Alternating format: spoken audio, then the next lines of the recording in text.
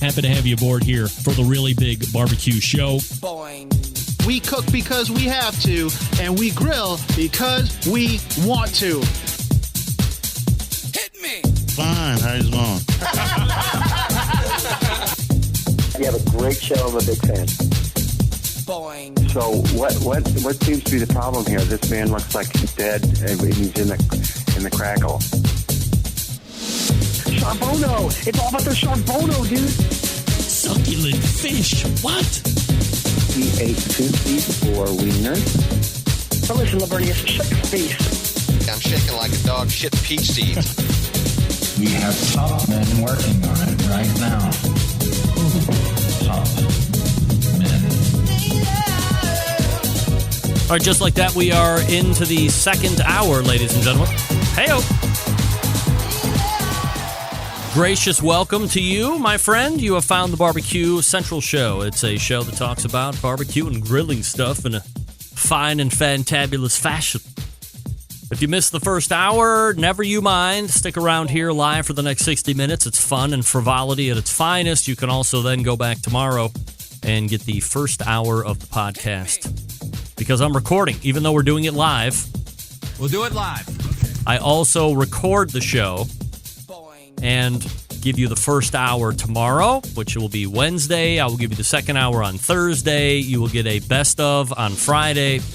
Wow. How much more content do you want, huh? Still to come on the show tonight, the Embedded Correspondents Segment will refire in about 13 minutes from now. Doug Scheiding from Texas, Steve Ray from 10IC, and David Huff from Oklahoma. All locked and loaded with their topics for the Embedded Correspondents segment. If you follow me on Facebook and Twitter and Instagram, you know that I finally got my hands on... I finally got my hands on what? A Traeger Timberline 850. Let's go to the pictures. So the whole thing showed up... Well, the whole thing started to show up Thursday this past week with a griddle / grilling rectangular cast iron implement, if you will. And I was like, hey, this is great. So I text Chad. I was like, hey, got this great griddle and a thing. Can I put it on a grill? That's wonderful. He's like, yeah, you can put it on a grill. It's kind of what it's made for. It's from Traeger, blah, blah, blah. I was like, okay. He's like, yeah, you should be on the lookout. I'm like, okay, for what? And he didn't say anything else. Then Friday, I was scooting through downtown, and I got a call from my daughter, and she's like, hey, Dad. And I'm like, yes. She said, there's a truck here with a grill. And I said, well, is it a big truck? Or she's like, well, it's a tractor trailer like you sell. And I said, oh. So I got on the phone with the guy, and he said, where are you? And I said, I'm about 12 minutes from my location at the moment. Can you hang out? And he said, I got to deliver this grill, so I'll have to hang out. I said, okay. So I obeyed all proper speed limits to a certain degree and got home within that 10-minute time frame. And he went into the back of the 53-foot and pulled out a pallet that was completely stacked with, as you see here. By the way, if you're listening on audio, I apologize. And if you care too much, you can go to the Facebook or the YouTube feed and watch the video portion starting in the second hour. So on the far right here, you see this is the actual Timberline grill itself. And then all of the boxes that you see, even scooting over to the left of the picture, you see Bella Campa white box and then a number of other cardboard boxes sitting on top of that, a longer one standing up in front of the white box. So you're looking at 1, 2, and 8, and 9, 10, 11, 12, 13, a minimum of 14 boxes that came, varying shapes and or sizes. So this is what I broke the pallet down, took all the shrink wrap off, stacked everything up, and that was Friday late afternoon, and said, yeah, Saturday I'll get after it because it was supposed to be really nice on Saturday, and it was. And then I started breaking everything apart. And here's kind of what it all looks like once it was all said and done. So there were each of those 6 boxes that were stacked up next to the grill had at least 3, potentially 4 bags of pellets of varying flavors. Oak, pecan, cherry, and apple, and big game, and you name it. There was the Texas beef pellet, I think it was called, and flavors I've never even heard of. Huge bags, 33 pounds of pellets per bag, I think it was. So I know the total gym is working out because I was able to hoist those without no problem. I'm getting strong, and I know it. Then there was, in that white box that was sitting, had all the merch that you see here in the foreground, all of the T-shirts, hats, salts, and all this other stuff. Then on the far left side here, boxes of rubs, boxes of sauces, boxes of smoke-flavored simple syrup. Oh, very nice. And then we started my favorite thing. If you know anything about me, what do I love the most? Assembly. Because I'm so freaking handy. And here I am pooping myself, trying to figure out if I'm going to be able to get this thing together. Now, the good news is most of it is uninstalling and reinstalling the handle that's tucked inside, taking out all of the hardware that's actually inside of the cooker that you can't see right there, putting the legs on, and more or less, you're pretty much done. Reassembling the guts on the inside, heat deflector shields, all that stuff. So this is what it looked like as I was getting started. Here's another shot with the parts kind of all laid out. This one actually has the legs on it. In full disclosure, I absolutely put those, what do you call those things? The screws, the leg screws in the wrong way first on one leg, but I quickly found that that was not going to be a good look, so I realized that the directions could have been a little better. A little more wording could have possibly helped. But then once again, I realized I'm not that great at putting things together, but I did catch myself. It wasn't like I put them all in together. I didn't either. You want me to sit here and say I got all the legs on, realized my folly, had to uninstall and reinstall, but I didn't. I caught it on the first leg. So I got the legs on there pretty quick. Again, if you follow me on Instagram, you know that I was kind of getting through this at a fairly rapid rate. This is what it looked like. This actually is a really good shot. It kind of almost looks like a commercial shot. Here's what it looks like with the burn pot right there. I hand charged it with pellets instead of waiting for them to feed in. This piece of metal here that surrounds or shrouds the firebox, that's a separate piece that has to get laid in there. And this is what it looked like fully assembled. So you have 3 levels, 3 racks. Let me tell you something. One thing a lot of manufacturers, whether it's in the pellet industry, in the grill industry, in the gas grill industry, cheap out on is the grill grates. Traeger does not cheap out on the grill grates here. Each one of these are like solid bar stock. These things are impressive. They hold heat. If you swing it and hit somebody in the head, you're not going to hurt them. You're going to kill them. They are really heavy. That's not a talk-up. They're freaking heavy. They're as heavy as the Gorilla grill grates that came with my original Gorilla 10 years ago. Until the Traeger showed up, those were the best set of stock grill grates that I ever got. Not outside or aftermarket, but what came with the cooker. Until the Timberline showed up, Gorilla had the market cornered on best heavy gauge, heavy duty, awesome grill grates. Traeger is now equal to that task. Not thin, very heavy, will F you up if you get hit in the head with it. So be careful. And they hold heat, as I had mentioned. Here's the initial burn in here. You can see sweet blue coming out of it. I got a closer shot here as it gets through its burn cycle. And a few more. So this is now what the back deck looks like over on the far left hand here. We got the Green Mountain Grill Daniel Boone, the Langs there. There's the Traeger in the corner. That's the original Gorilla, Icon 350 gasser, pit barrel cooker closest, then the eating area. I'm only allowed to take over so much. Here's some other stuff that came along with the grill itself. Jacobson included a bunch of their signature salts. Here you have sea salt. There's Bloody Mary mix there on the second to the left. And then you have the cherry wood smoked sea salt from Jacobson, which is absolutely a treasure.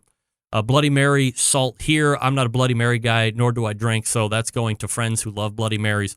And then here, Jacobson also makes a line of Be Local honey, which I did a biscuit test on the grill and then used Be Local honey on those biscuits. And boy, oh boy, absolutely fantastic. Now, how does the cooker cook? That's probably what you want to know. I'm trying to get to a good shot here as it's open. So the space is great. It cooked those biscuits from top to bottom, left to right, and front to back, 99.95% even. I overcooked the biscuits. But I'm looking to see where's light, where's brown, where's black, where's the temperature difference. This thing was as even as you are going to find. Now, I will obviously continue to test here. I feel that when I am gifted an implement like this, it is up to me to go ahead and put it through its paces, keep it out in the elements. I keep everything covered, of course.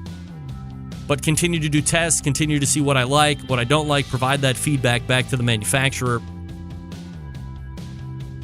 A lot of capacity here.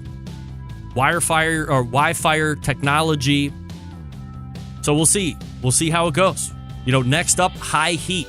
Ramp it up to that 500 degrees and see what it's like as we do that proverbial grilling. I mean, I'm still kind of a big fan of using my grill for grilling, but we'll put it through its paces. I'll give you continued feedback here, but I appreciate Traeger hooking me up here, not only with the cooker itself, but all the accoutrements. Very nice, very generous. And much obliged to Chad and the gang out there in Salt Lake for the Traeger Timberline 850.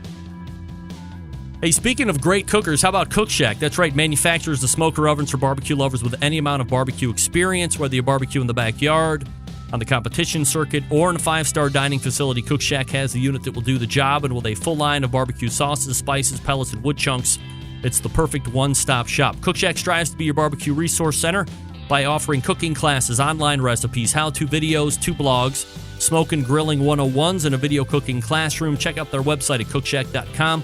or follow them on Instagram, Facebook, YouTube, Twitter, Pinterest, and Google+. Get advice and share your passion for barbecue on their world-class barbecue forum.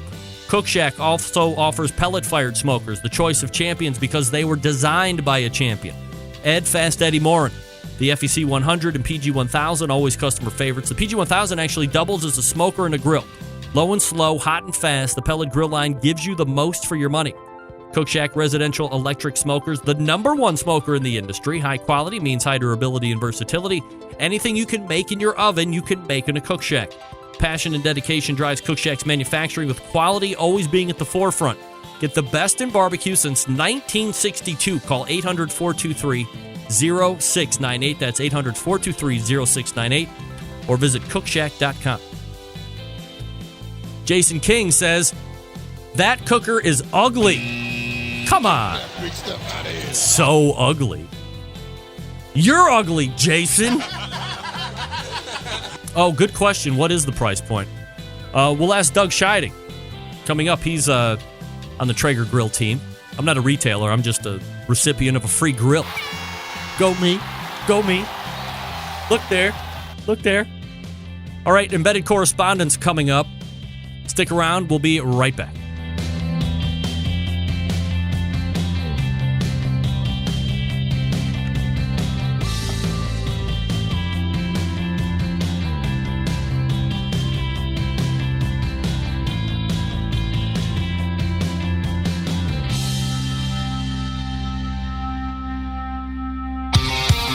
The only show giving you a monthly visit from a doctor of barbecue.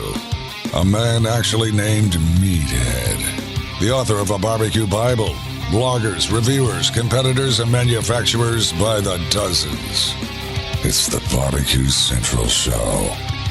Once again, here's your host, Greg Rempe.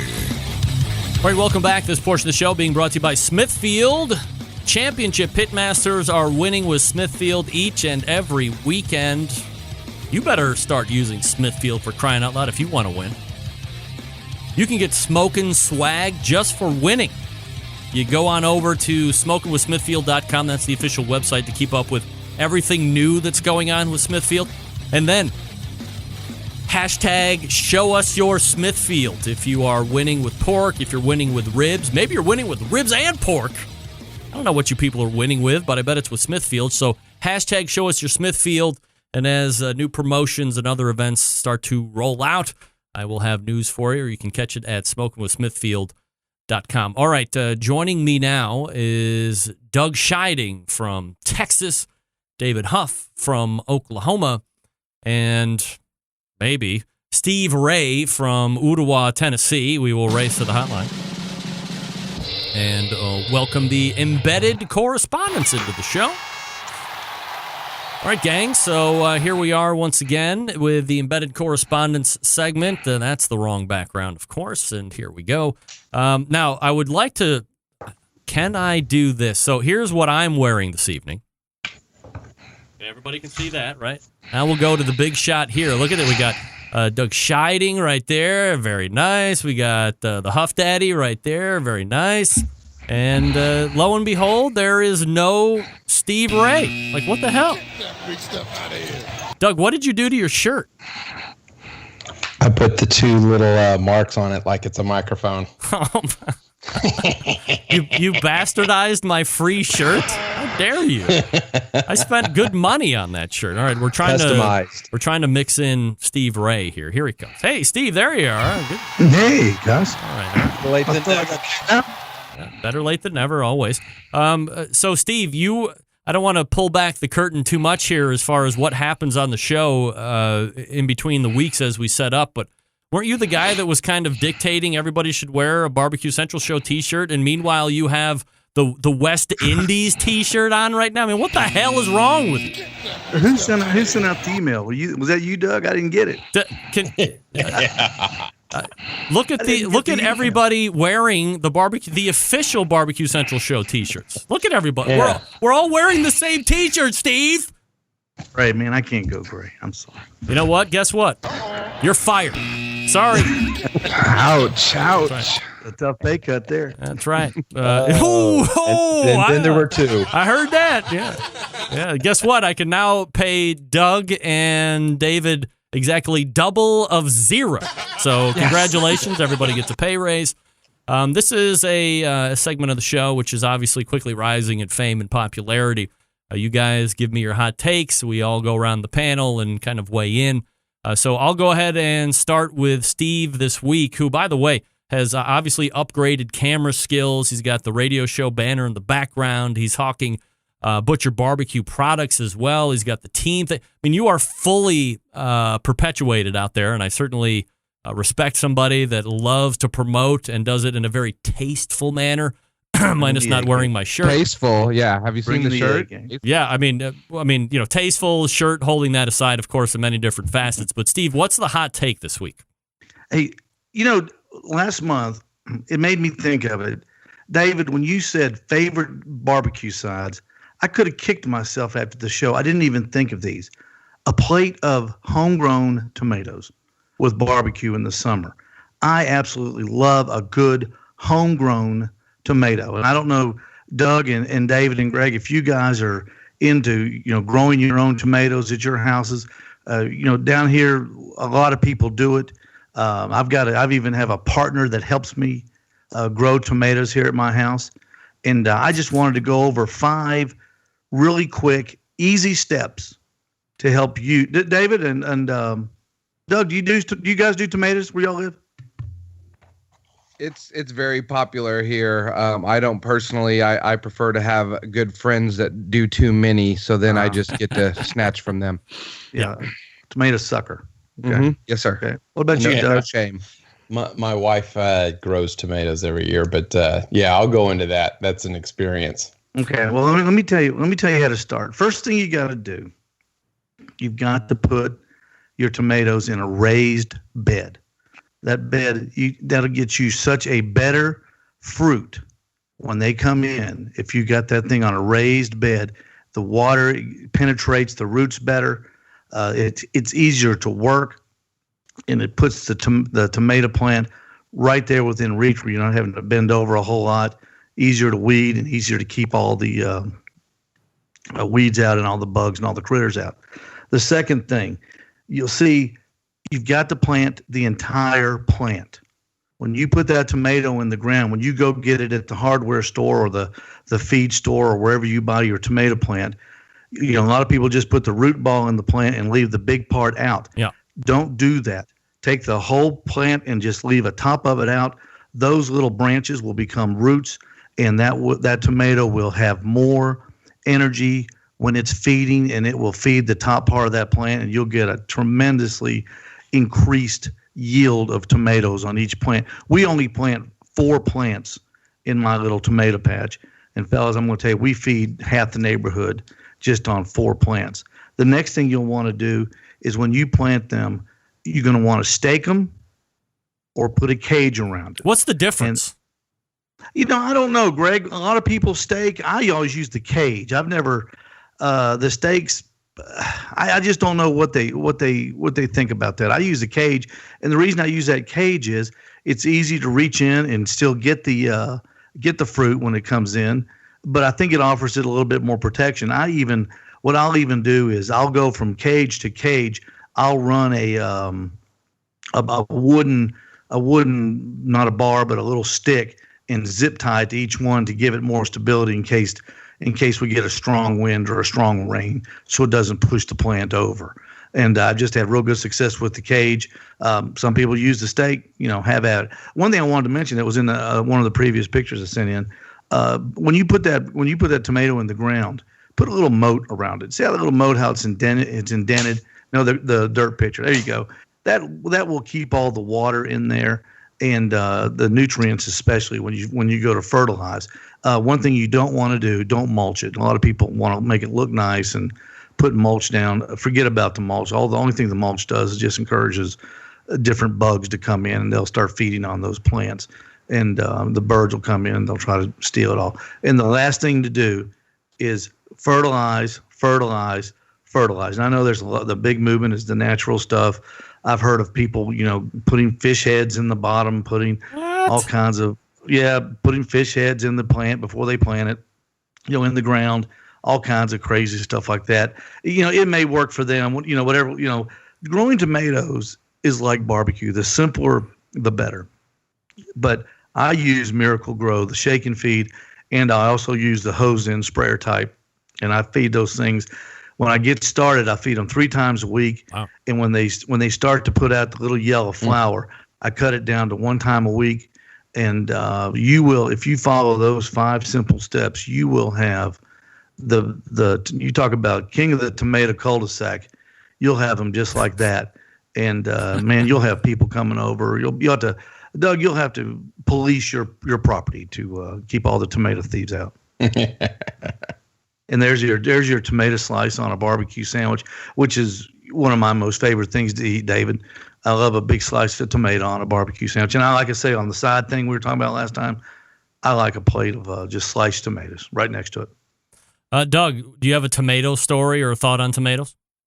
Well, tomatoes are a little painful for me because it reminds me of having to put in our garden. We are on limestone. We have no soil on our property. We're in the hill country is basically limestone, and that's where it's all rock. And so I had to move by a wheelbarrow because in our terrain, the dump truck couldn't get back there. So I moved with a wheelbarrow, 2 dump trucks full of dirt. And that was after I dug out of the limestone to make it, because our property slopes and stuff. And so this was painful. This was a 1.5 month ordeal. Then we put in a garden, and it was really funny. It was growing well the first year. And then after about 6 weeks, isn't that about 6 weeks when everything starts kind of ready to bloom and everything, the deer decided they were going to jump the 6-foot fences and go in and have a buffet. Yeah. And so I raised the 6-foot fences to 7 foot. They jumped the 7 foot. So then I raised it to 8 and 9 feet. And so finally now they can't get into the garden. So my job every year is to till the garden. And then I promised 2 years ago, and I As with most outdoor projects, it takes a while for me to get to it. But I put in one of those underwater sprinkler systems for my wife, and she seems to be enjoying that. Steve, do you have any thoughts on that? She's hopeful that will help, because if you don't know, it's really hot here in Texas, and it's hard to keep those tomato plants out. I'm with you on the watering system. Okay. Doug. I've got overhead sprinkler system that just gets it from above. But you're the perfect example of somebody who needs a raised bed.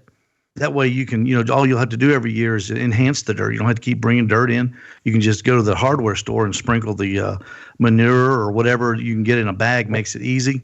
And man, you'd be the perfect candidate for a raised bed.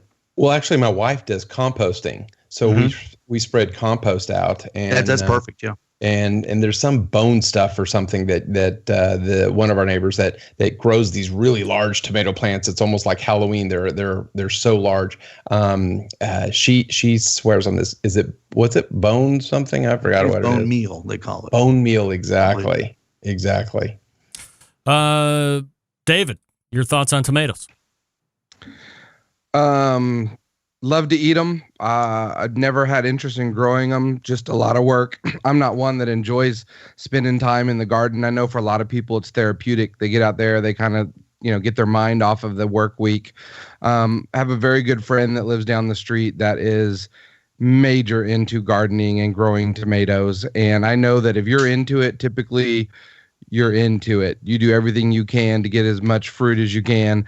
He puts his plants in the ground. This year he put them in about mid-March because he builds a dome with plastic bags. And I mean, it's like 3 compounds in his backyard to house tomatoes.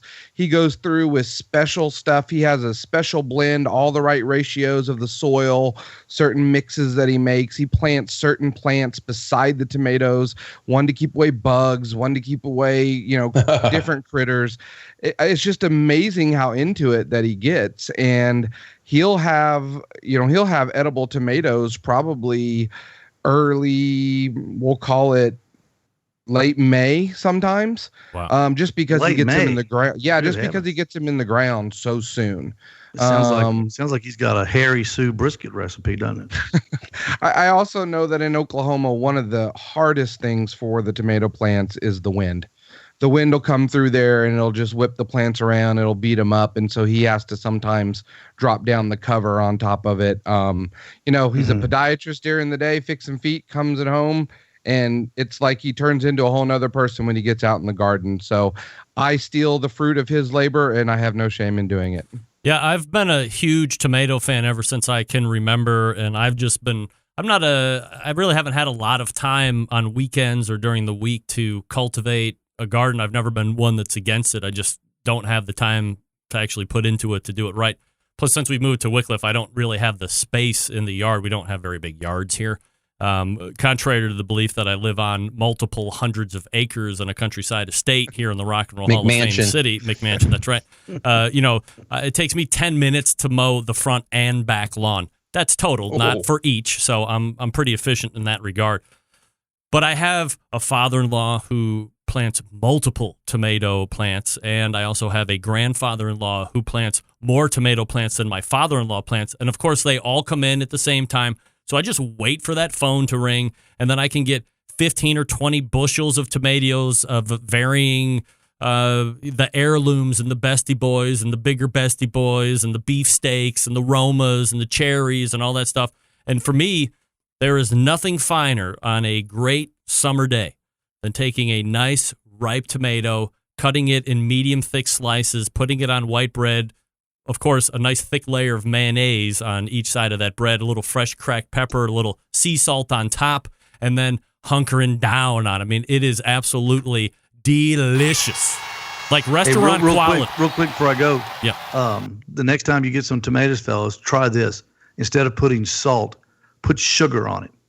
It will taste. The taste you think you're going to taste won't be anything like it. It's a tremendous flavor profile. And I always tell people, I always use that as an example in barbecue. Sometimes when you put something on another thing, you think it's going to taste one way and it tastes the other way. But try sugar instead of salt on that tomato. You'll love it. All right, Doug, you ever tried sugar on tomatoes? No, it's not on my keto diet. What about you, David? There you go, Doug. Hey, by the way, let's go ahead and get a tote board tally here. How much weight are we down? 43 pounds Wow, in look at less you. than 3 months. 43 pounds. Look at you. You want to like rip the shirt off and go for flex down here or what? Not yet? Only if it was audio only, sir. Thank you.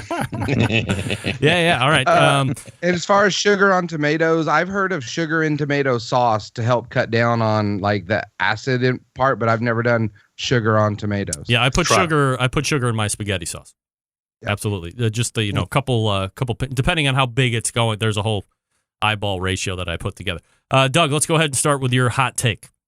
Okay, well, I was going to talk, but this is old news about the Rock and Roll Hall of Fame induction of Bon Jovi. Yeah. One of my favorite bands. Agreed. I've seen them 4 times. But I'm here to talk about knives. I have totally come full circle on knives. I used to get the real cheap ones. I started out with Hinkles. You have to sharpen them all the time. Even now I cut my ribs and my brisket with an electric knife. Then I adopted the philosophy that a knife, and this is from Alton Brown, watching some of his shows, that a good knife was one that felt good in the hand. Yep. And one, basically. So I had 2 or 3 knives, mainly 2 workhorse knives, a fillet knife, even a Dexter type knife for a fish fillet to get the silver skin off, and then one that was a little beefier, more like a wedge to kind of, if you're cutting down ribs or if you're cutting, brisket, et cetera. So those were my 2. And my latest purchase was actually from Gunther Wilhelm at NBBQA. If you saw him, Greg, he had a booth there, and so I bought a couple of knives there. But this weekend, I had a metamorphosis. So, Greg, I think you've got a video that, this guy was demoing these knives, and they sell the hammer stall knives, but there's a new knife called a wolf knife, and that's the one you can see it laying down in front. So oddly enough, he's cutting tomatoes there, Steve. Yeah, right. But this is a meat slicer, and look at this thing, how fine, almost translucent or transparent, it can cut this tomato. Unbelievable. I couldn't do it as well as he could, but I could almost do it, get a full slice over with that knife. So I have come full circle. I bought 4 knives, actually 3 for me and 1 for my wife.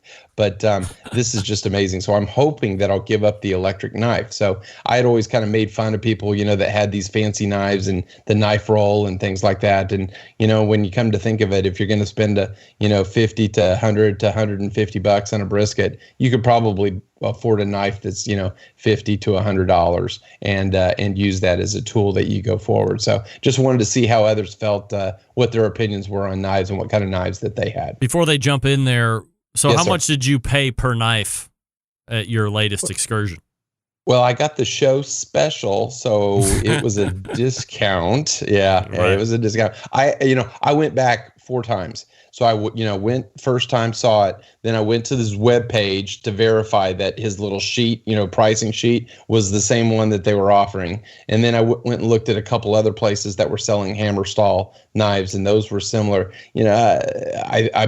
He says that, Chris Lilly uses the hammer stall and some other ones and stuff. The difference between the two, the Wolf had a larger handle, so it felt better in your hand in terms of, being able to kind of use it and grip it. So that's the one. That's a new one that they're bringing in. I tried to Google it and find it, couldn't find much of it, but it's made out of the same steel that the hammer stalls are used. So with a real nice handle. And I have a Cutco knife that I basically I want to sell on eBay because the handle, it just doesn't feel as good in the hand, and the meat slicer has a serrated edge. So when you use it on brisket and you've got kind of a hard bark on it, it shreds the bark. Right. It's terrible. Yep. And I paid $100 for that thing, and I think the one I bought at the show was probably $60, $65, normally 120 or something like that. So, but so it was in that range. But I bought 4 knives for $260.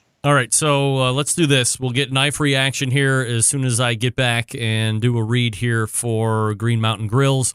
And then we will talk to Steve and David and get their feedback on knife talk. I'll give you my feedback, too. I have, I think, one really good knife so far. Hey, let me talk to you quickly about Green Mountain Grills. If you are looking for some great pellet cookers out there in the market today, Jason Baker and the gang out there are doing it right. 3 different models to choose from currently. You have the big one, the Jim Bowie.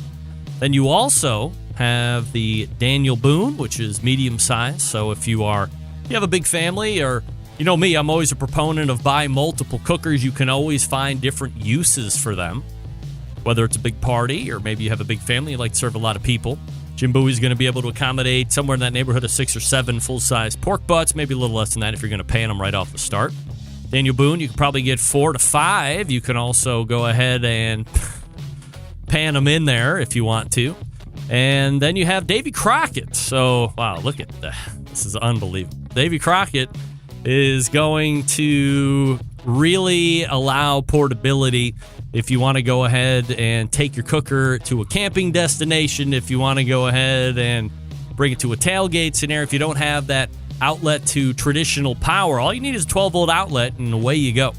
So you can get 2, maybe 3 on that Davy Crockett if you want. So you're not sacrificing a terrible amount of cooking capacity for portability.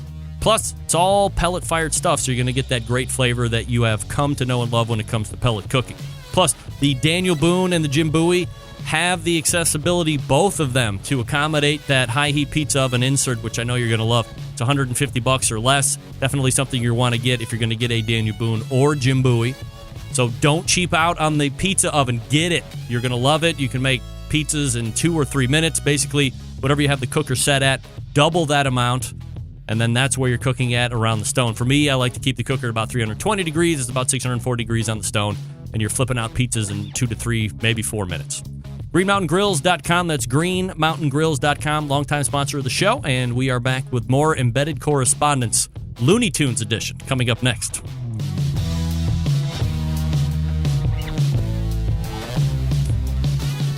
Continuing to produce incredibly mediocre content in an exceptionally professional way. You're listening and watching the Barbecue Central Show. Once again, here's your host, Greg Rampey.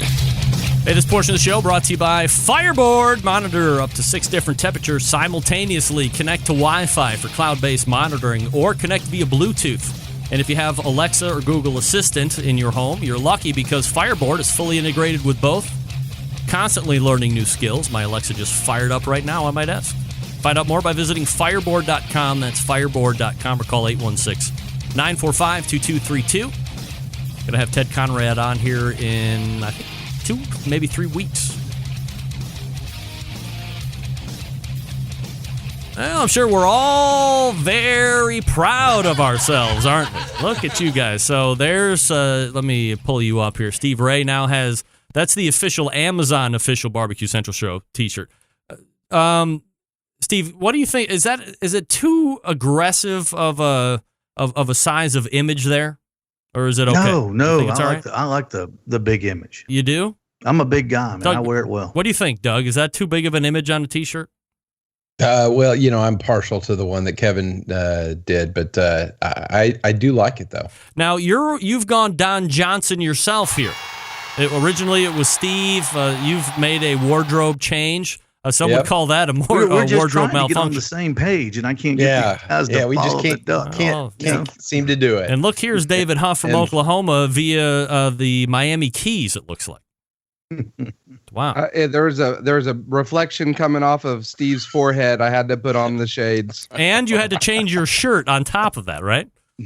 Well, I thought that we were going Hawaiian like Steve, but apparently he went back to Central Show. I can't keep up, Greg. Wow, this is the likes of something I have never seen. You create or you breed. I don't know what the hell I'm even trying to say anymore. We're busy during the week. Hey, that's creative. Right. Hey, I love it. Creativity is great. That's why it's the Embedded Correspondents segment. All right, so Doug talked about knives' importance, or he's kind of come full circle in the buying in of having a value knife, or not a value, but a valuable knife in your arsenal.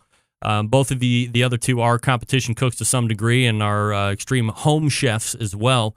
David, what do you think about knives? What do you have? And do you find or do you buy into the value that, or do you subscribe to the fact that having a great knife is something of value?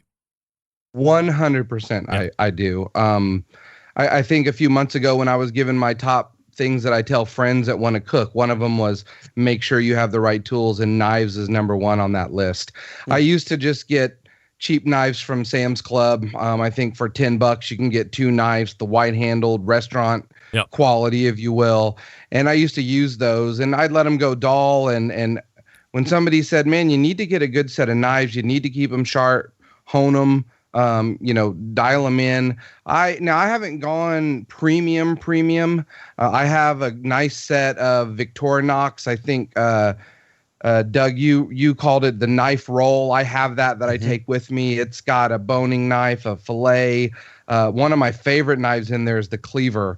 If you get a really sharp cleaver, there's not much you can't deal with other than slicing really thin like that tomato shot. Have a really nice slicer for the brisket. First and foremost, a sharp knife is important.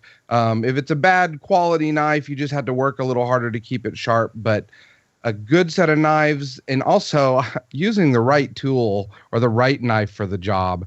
And when my wife gets out a steak knife, it's a good steak knife, but she cuts a tomato with it and it drives me insane. And she gets the job done. She doesn't care. But I'm like, if you would just get the right knife for what you're trying to do, a paring knife or a slicing knife, the results will be so much better. So 100% agree with you, Doug. A good set of knives, and almost like whether or not you buy prime or choice steak, get as good a set of knives as your budget will allow you to get. If you can't get it, I think my Victorinox knife roll was $250 for the entire case and knives and everything.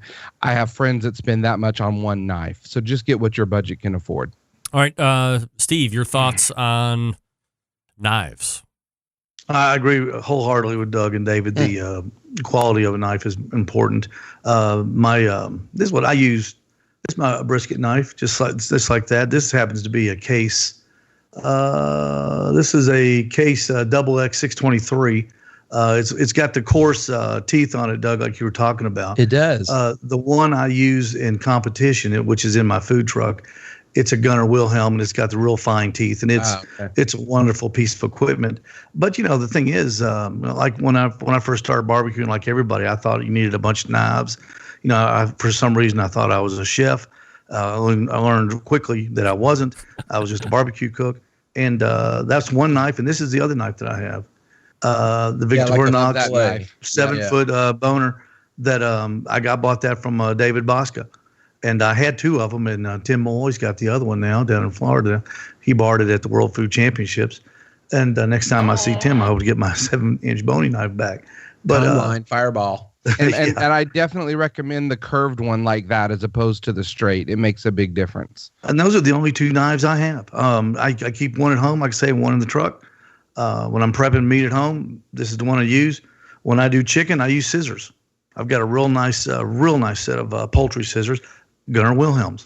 I got them at the KCBS, the Atlanta convention that they had a year or so ago. And I met that same guy. I'm sure we probably met the same fella from Germany. Yeah, fella.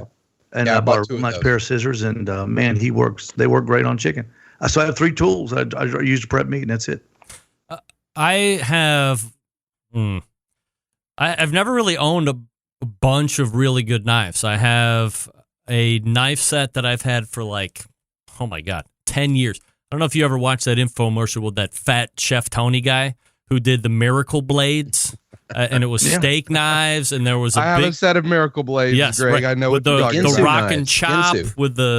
with the black ball thing at the by the hilt there, and the rock and chop, and you can so I still have that. It still works, and I don't really do it's kind of embarrassing, but I've always envied all of you people with those really cool brisket slicing knives, a long, thin, cut your head off in one swoop. And I would just so happen to run across the guy on Instagram who ended up being a fan of my show, who's a custom knife maker here in Cleveland. The name of his company is, I remember that. Yeah. The name of his company is Cleveland Cuts. I think it's like at Cleveland Cuts on Instagram. His name's D. Coker. He was on the show, actually. We talked about knives once. And he made me a brisket slicer. And the first time he handed it to me, it was like, wow, I know I've never cut anything with this knife, and I can already tell you that this is going to be the best knife I've ever owned. The heft, the way it felt in my hand.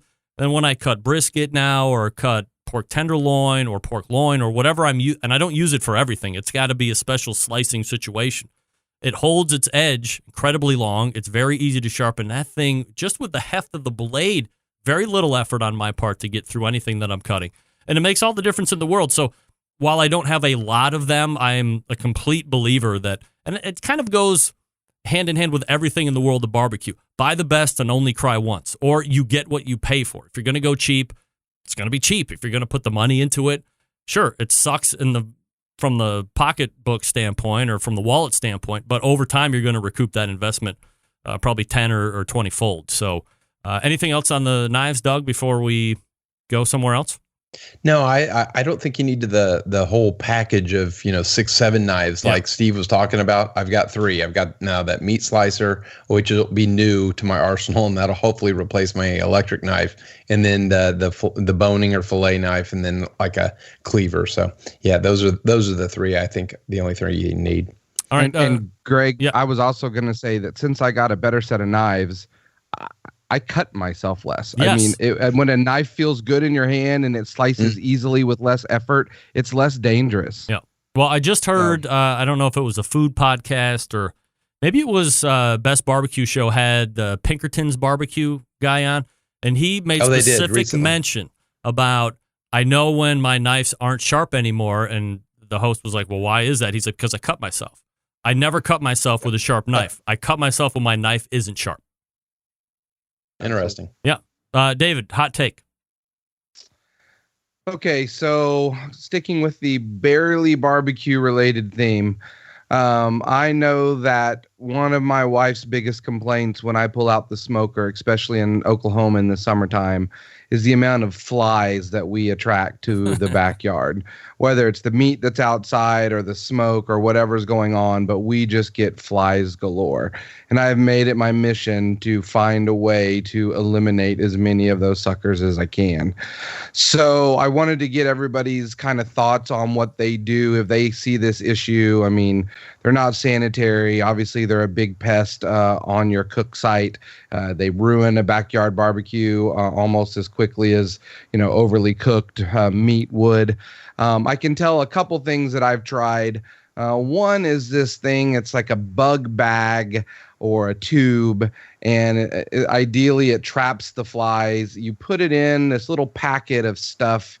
You add water to it. There's an opening that the flies can go into and can't get out of. And it absolutely works. It catches every single fly. The problem is twofold. One, it smells just unbearable. That's what they use to attract the flies, is just it's almost enough to make you hurl if you get too close. And the second is you're attracting flies there, where you don't want to attract flies. You want to get rid of them or repel them, but you don't want to bring them in even more than the barbecue already is. So I haven't had much success with that, but recently I discovered something I'm excited to try. I don't know if you've seen this on the internet. It is the Bug Assault. It is a salt gun. Salt gun. To eliminate the flies. Uh-huh. Absolutely. It looks like a toy, but let me tell you, shot myself in the foot, as all good rednecks try a gun out when they get it to see what it does. Shot myself in the foot with it. Shoots regular table salt, and it does not feel good. It absolutely will take a fly out. Showed on the video. Now, I haven't seen any flies yet since I got this. I got this about a week ago. The flies aren't heavy yet. But I sat outside with on the patio with a whiskey, a cigar, and my gun, just hoping one of them would test me out. No such luck. The videos are great. The guy's name is Lorenzo, the CEO. Just get online and watch the videos just out of comedy. Telling him to build a target. They even sell a red laser to go right here on the end, so you can put a dot on your fly before you take it out. Just beautiful. Wow. Cock it when you do. The sight pops up. That's how you know it's ready to go. Before every there's a little safety trigger right here. Before every fire, you have to let that go, so that way you don't accidentally shoot it in somebody's eye, because I mean, it's shooting salt at a fairly high pace. It's definitely gonna do damage if it gets in the eye. But shoot it on food. Shoot it on, one thing about a fly swatter, the shoot flies. it on food. Yeah, because it won't do that much damage. It'll penetrate the meat. If you swat a fly, you're going to smash it. You're going to get, junk all over the place. It's going to ruin your plate of food. This one you can use and take it out, shoot it out of the air. I just think it's going to be fun to sit around the campsite on Memorial Day weekend while the smoker's going, and bug assault. It's on, gentlemen. I want to know what you think. Doug, your thoughts? That I appreciate you wearing your safety glasses tonight, David, while you do that as a good demonstration of use of that. Is there any way, David, that we can talk you into shooting yourself in the eye with bug assault here on camera? That's what I thought we were coming to. Here we go. Let's see it. Yes. There's liability issues, I'm sure. Right. We'll probably don't do that. Man, all right. I knew it. No, Greg's got plenty of insurance. I'm sure they'll be fine. That's right. He could sell me one of his 7 grills on his patio. Right. I'm the guy that goes, like, when my wife and I sit outside, we have a problem with mosquitoes here. So when I sit outside, my wife is very happy because we actually both have the type O blood, which attracts more mosquitoes, and you get bit more, but for some reason they like me a lot more. So we'll use the standard citronella candles and those sorts of things. So if we want to feel redneck, like we're from Oklahoma, we'll put out the bags of water, and you can hang the bags of water. Have you heard of that, David? Where you put those out, and that'll detract the flies from coming around. This weekend, oddly enough, I was down on the coast at the Galveston Food and Wine Festival, and then stopped at a friend's house. He suggested a chemical called Bifenit, Bifenit, and you actually spray this stuff on your yard. I read up on it after I saw what your take was going to be, David. And this stuff is non-water soluble, so you spray it on your yard around, but it detracts the bugs, and the bugs can smell it and they stay away from it if you spray it on your yard. And because it's non-water soluble, it actually will last 6 to 8 weeks. Spell it again, Doug? Bifenit. I think it's bifenthrin is the actual chemical. So it's Bifenit space IT. And you can find, if you Google it, you'll find it, and you can buy it for, starting at $16, et cetera. But you actually spray it on your yard and it'll stay on the grass, et cetera, and stay in the soil. And then it doesn't, if you get a rain, it doesn't, seep down, et cetera, because it's non-water soluble. So that's something that I oddly enough heard about this weekend. So perhaps that's something to try out. Not to diverge, but I just got an email in from John Dawson of Patio Daddy-O Barbecue, David Huff. He says, the bug assault gun is absolute 100% gold. He has used it. So validation. He's taken it to a bunch of competitions, and everybody loves it. He said, do not put kosher salt in it, though. So I don't know if they actually make a version that is bigger for shooting kosher salt, and it's supposed to take out wasps and big bees and stuff like that. I did see a wasp flying around, and that's the one thing I did shoot it at. I do not recommend. Yeah. You probably just pissed them off. Does not kill them. They are just pissed off. Yeah, there you go. Don't want to do that. Steve, your thoughts? Well, not to be outdone by the redneck from Oklahoma, I first saw these things, Doug, back in about 10 years ago from in Lynchburg, Tennessee. We went there during the summer to go through the distillery and all the little shops. And every one of the shops had a plastic bag filled with water hanging in the doorway because they all leave their doors open with the air conditioners going. And the theory behind it was that the flies think this is a wasp's nest, which apparently is the natural enemy to a fly. Now, when I'm cooking here at the house, I've got a garage kitchen, so I keep my garage doors open with my smokers outside, and the food prep area is inside. And what I do, I hang one of those on each door. I've got 3 doors, and I'll hang one on the middle of each door. And I'm going to tell you, it works. It will keep them out of the garage. The smoke from the smokers gives them enough problem, and I'll shoot a fan out there to keep them, away from the smokers as much as I can. But David, I'm not kidding. That thing, if you're indoors or under a pop-up tent or something like that, entertaining, you hang a couple of those, and you will find a noticeably different, lesser amount of flies at your picnic. I promise you. And then of course you can get this too. This is for all you podcast listeners. This is just a simple cover that you cover the food with on the table. It's like a big screen, and I've got a couple of those, and they work great for when you're waiting for people to start eating. So, I'm a big advocate of the plastic bag with water. Nobody spent money on the expensive. What is it? You turn it on. It's supposed to keep them away. I don't know if it's sonar or waves or zapper. Not the zapper that kills them. You're talking about the propane gas one that emits some type of a gas, and it sucks them in and dries them out. Yep. I don't know if any of those work, but the price tags I've seen were exorbitant. Not for me. All right, let's quickly go around the table here, gentlemen, because we're rapidly running out of time. And here's the question of the day. Steve Ray, should we be pissed at Yeti or not? Yes or no? No. Not at all. All right. Hey, look, I'm a gun advocate. I own guns. Everybody should have a right to own a gun. I'm not an NRA member. I don't own a Yeti. The only time I want to see a Yeti is if I need a heart transplant and they're going after to get the heart that's been harvested. I want it to go in a Yeti because that baby's going to stay cold until it gets to me.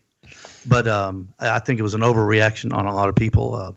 If you don't want to buy a Yeti, I don't think what they said to the NRA should matter to anyone. Just go about your business. Good gracious. David Huff, should we be pissed at Yeti? Yes or no? I'll keep it simple and say no. Just it's a damn good cooler. Just let it go. All right, Doug. Texans love guns and belt buckles. Do we want to be pissed at Yeti? Yes or no?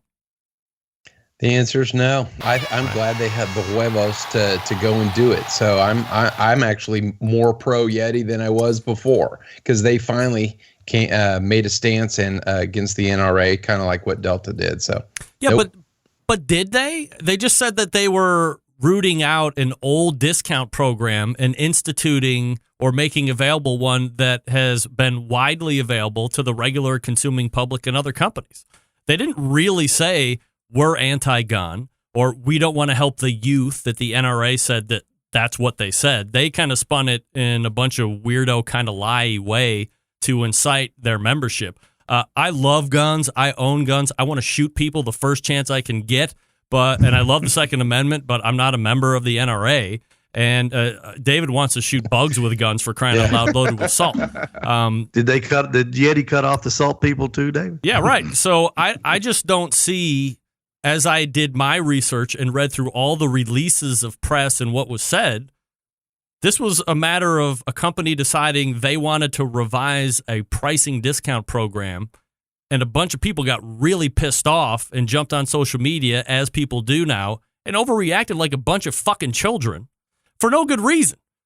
And I think the only reason they did it was they really were hoping that Yeti was going to drop prices overnight so they could pick up Yetis that their cheap asses didn't want to buy in the first place, and now they could pick them up on the cheap. That's what I think. And it kind of backfired, by the way. I'll buy some discounted Yetis if anybody wants to get rid of theirs. You damn right. Absolutely. You damn I right. will dispose of all Yetis. Yes. I will promise to dispose of I them. make it a point never to be 3 days away from a refrigerator and freezer. That's right. I will buy discount Yetis, and I will bring my sidearm on my hip to show you that I like guns just as much as the next guy as I buy your Yeti at a discount. Don't put bullet holes in it, for crying out loud. Get in touch with me. I'll offer you $10 or $15 for it. Doug, how much are you going to buy one for? $20?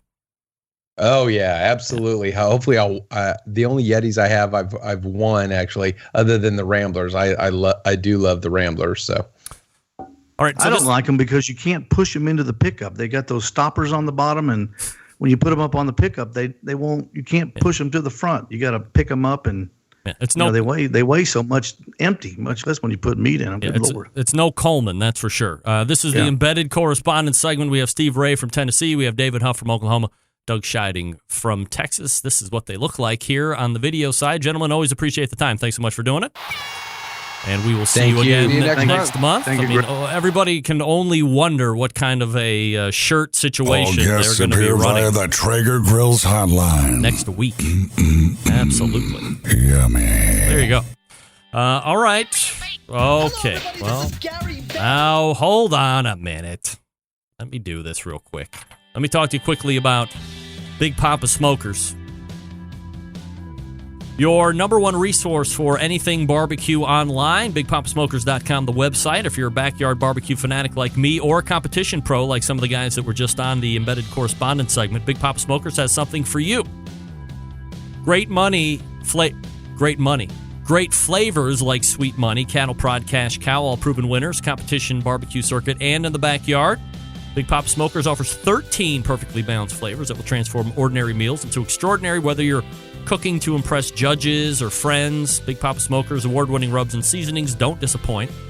If you're looking to improve the flavor of your competition barbecue recipes, Big Papa Smokers has combined forces with fellow rub company Simply Marvelous Barbecue to form the West Coast Offense. And over the past few years, the West Coast Offense has cornered the market on competitive barbecue and redefined flavor profiles that competitive cooks from across the country have begun to aim for. Big Papa Smokers also has the online exclusive for Simply Marvelous Rubs.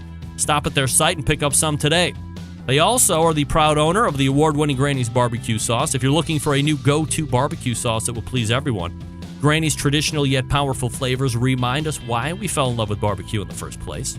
Find Granny's Barbecue Sauce and other top-rated barbecue sauces at BigPapaSmokers.com. Aside from their premium selection of rubs and sauces, Big Papa Smokers also offers the very best pellet, charcoal, and wood-fired cookers available on the market today. You're looking for a versatile smoker that's easy to use? Check out the Mac 2-Star General Pellet Grill. Big Papa Smokers is the exclusive Mac dealer, and they even offer special packages. Not a fan of pellet smokers? That's fine. Take a look at the Old Hickory Ace BP. It's the only charcoal smoker that Big Papa trusts on his competition barbecue trail.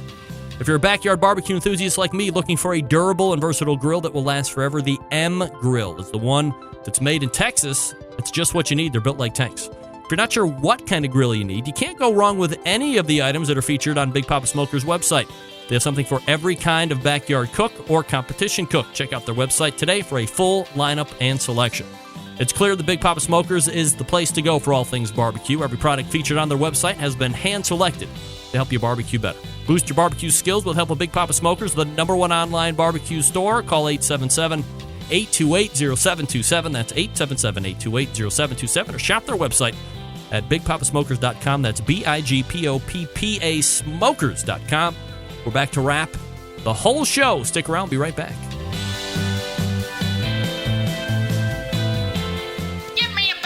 Hello, everybody. This is Gary Vaynerchuk, host of Wine Library TV, a.k.a. WLTV, the number one wine show on the internet. And this is BBQ Central. Whole packers, full racks, legs and thighs, injecting butts. If you've never heard this before, you might think you found the best XXX show ever. Let's get back to the most homoerotic host out there today, Greg Rempe. All right, welcome back. Thanks again to the Embedded Correspondents joining me last segment. And the segment before that, talking about knives, talking about tomatoes, talking about bug assault rifles, and a quick thought on if we should be pissed at Yeti or not. We all agree, no. Feel how you want to feel, though. You're a human being. You can feel how you want. All the way back in the first hour, we talked with Sam Zion, a.k.a. Sam the Cooking Guy, opening Not Tacos on the come June 25th or around that area. So if you're going to be in the southern Los Angeles or Southern California San Diego area. You might want to check that out. Again, it's Not Tacos, nottacos.com. Then we talked with Lisa Gwatney after that. She is the 2017 World Food Championships overall grand champion coming out of the steak category. Learned about her background, how she got into steak cooking, and the recipes that ended up winning her $100,000 in cash and prizes. And then in the second hour, it was Doug Scheiding, and it was Steve Ray, and it was David Huff.